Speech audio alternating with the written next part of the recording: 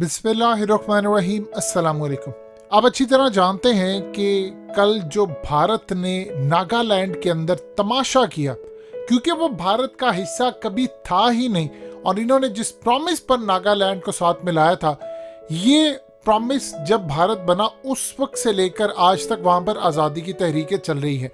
सूरत हाल ये पैदा हुई कि नागालैंड में इस वक्त सिचुएशन मुकम्मल तौर पर हाई अलर्ट है, और चीफ मिनिस्टर ऑफ नागालैंड का ताल्लुक बीजेपी से है।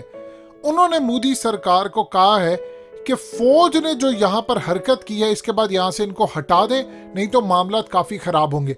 असल में सूरत हाल ये पैदा हुई कि इंडियन इंटेलिजेंस एजेंसी ने फौज को कहा कि यहाँ पर दहशतगर्द हैं जो आज़ादी की तहरीक चलाते हैं, उनकी गाड़ी आ रही है। फौज वहाँ पर बगैर पुलिस को बताए या बगैर लोकल जो डोमेस्टिक लेवल पर एजेंसीज होती हैं उनसे ताउन किए बगैर चली गई।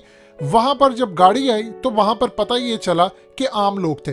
इन्होंने उनको मार दिया, वो मजदूर निकले, और बाद में उन्होंने इस वीडियो की अहम डिस्कशन चलती रहेगी, लेकिन इससे पहले आप वीडियो को लाइक करें, हकीकत टीवी को सब्सक्राइब कर लें और बेल आइकन पर ज़रूर क्लिक करें।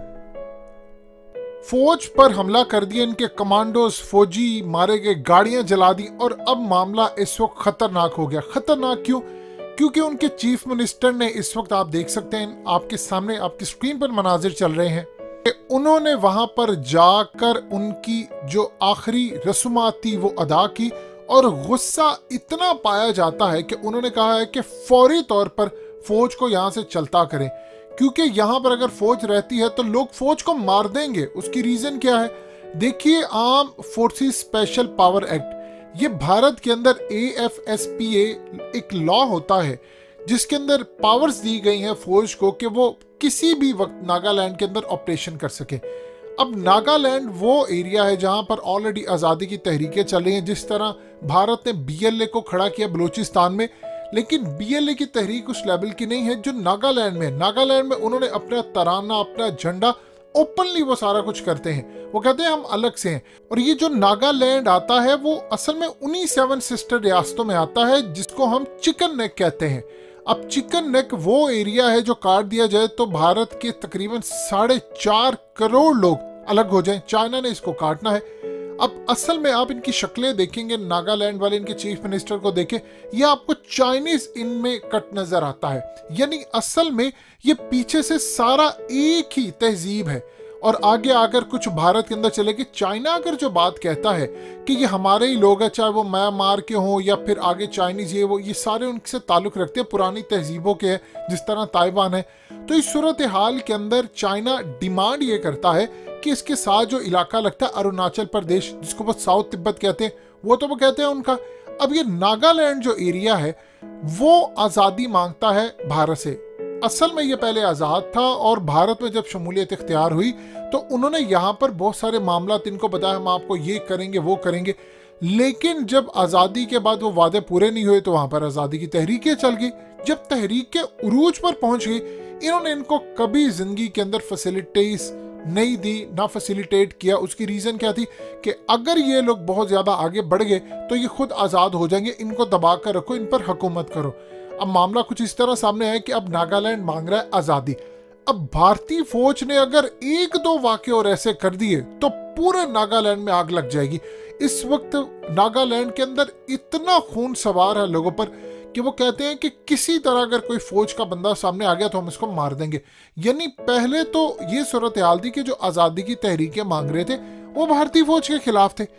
आप अंदाजा कर लें कि आज मामला इतना खराब हो चुका है कि अमित शाह को पार्लियामेंट में आकर सबके सामने माफी मांगना पड़ी कि हमारी फौज की मिस्टेक है, हम लोगों ने गलत ऑपरेशन किया, गलत इंटेलिजेंस मालूमात थी, फौज ने एडमिट कर लिया है, ये है वो। यानी वो पूरी पार्लियामेंट के अंदर आकर माफी मांग रहा है कि बहुत बड़ा ऑपरेशन करना था, लेकिन ये गलती की बुनियाद पर हुआ, जिसने ब्लंडर किया, और इस सूरत हाल में आम लोग मारे गए।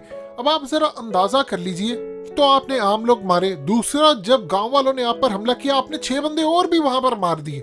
यानी आप अंदाजा कर सकते हैं कि फौज की बर्बरियत का।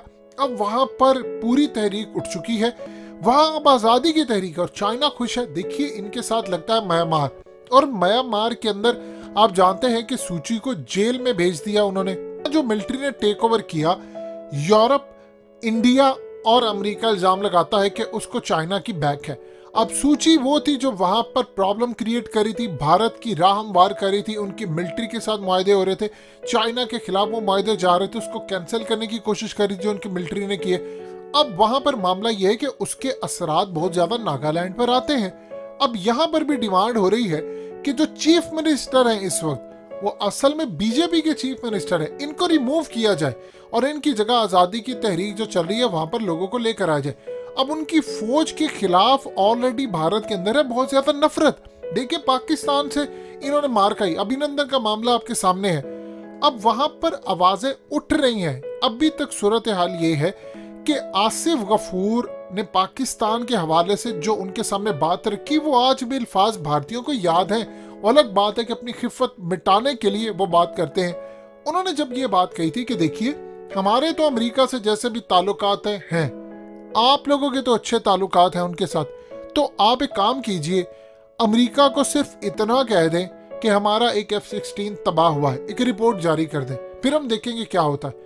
अब जाहिर सी बात है अमेरिका नहीं कर सकता था, हकीकत भी ऑलरेडी आपको बता चुका है कि वजह क्या थी, इंडिया ने प्रेशर भी डाला। अब अभिनंदन को आपने अवार्ड दिया है, उनकी फौज में ऑलरेडी मामला खराब है, वो कहते हैं मोदी से मामला हैंडल नहीं होते, चाइना से आपने मामला हैंडल नहीं किया। अब रूस का जो दौरा हो रहा है उसमें इन्होंने कहा कि आप चाइना को संभालें। वो कहते हैं कि अगर आप अमेरिका के साथ जाएंगे या आप खित्ते के अंदर दुश्मनों के साथ जाएंगे तो आप क्यों उम्मीद रखते हैं कि यहाँ पर चाइना आपके साथ सॉफ्ट कॉर्नर रखे? क्यों चाइना रखेगा आपके लिए सॉफ्ट कॉर्नर? पाकिस्तान क्यों रखेगा आपके लिए सॉफ्ट कॉर्नर? ये वो तमाम चीजें हैं जो इस वक्त इनको डिच कर रही हैं और उनकी फौज के खिलाफ तो ऑलरेडी मामला खराब है। तो फौज का मामला ऑलरेडी खराब है, ऊपर से उन्होंने बंदे मार दिए। कश्मीर में ऑलरेडी उनसे नफरत की जाती है, पंजाब के अंदर तो मामला इतना खराब है कि इवन के जो सिखों का मामला हुआ तो वहां पर फौजी आगे थे छोड़ के सिख के, यानी पूरी भारतीय फौज तितर बितर है। अब आप देख लें कि सिखों ने फिर तहरीक उठा दी है। उन्होंने अब कहा है कि ये जो जुल्म हो रहे हैं, बैंक की प्राइवेटाइजेशन और ये वो तमाम चीजें, हम इनके खिलाफ भी जाएंगे। और इसके खिलाफ उन्होंने कहा है कि जो सिख मारे हैं उनको मुआवजा लिए बगैर नहीं हमने उठना। अब यहाँ पर आप अंदाजा कर लें कि किस तरह मामला कहां तक जा रहा है। भारतीय मीडिया को जरा आप देखिए, अरविंद केजरीवाल को वो जलील करे, वो कह रहे हैं कि आप, क्योंकि पंजाब में इलेक्शन हो रहे हैं और गालिबन इम्कान है कि अरविंद केजरीवाल जीत जाएंगे, कांग्रेस की हुकूमत नहीं होगी, बीजेपी तो वैसे ही फारिग है। अब वहां पर किस तरह पंजाबियों को जलील किया जाता है। वो कहते हैं अरविंद केजरीवाल आप पंजाब में कैसे हुकूमत बनाएंगे, आप तो पंजाबी नहीं है, ना आप पैग लगाते हैं, ना आप डांस करते हैं और ना ही आप सिखों की तरह आपकी दाढ़ी है या आपने पगड़ी पहनी है, तो आप किस तरह पंजाबी है? यानी इस तरह मजाक वहां पर उड़ाया जाता है। यानी आप अंदाजा कर ले, अब आपको पंजाब के अंदर रहने के लिए ये काम करने पड़ेंगे। तो इस सूरत हाल के अंदर भारत में मामला काफी खराब है, फौज से वो ऑलरेडी नाराज है। और ये वाकया हो गया, ये 2-3 वाकयात जो ऊपर नीचे हुए हैं, कश्मीर में भी हुआ, यहाँ पर भी हुआ। आप अंदाजा कर लीजिए अगले कुछ अरसे में आपने मजीद 2 वाकयात ऐसे किए तो उसके बाद तो पूरे का पूरा माहौल तितर बितर हो जाएगा। अब यहाँ पर है कि इमरजेंसी, वो कह रहे हैं फौज को निकाले नहीं तो फौज को मार देंगे। आप सोच लें, ये मामला हो चुका है भारत की एक रियासत का जो अलग होना चाहती है, वो कहती है फौज को निकाले।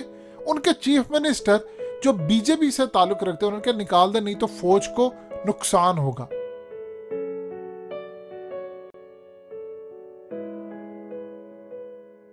हकीकत टीवी को सब्सक्राइब करना मत भूलें, वीडियो को लाइक करें, शेयर करें और कमेंट सेक्शन में अपनी राय का इजहार जरूर करें।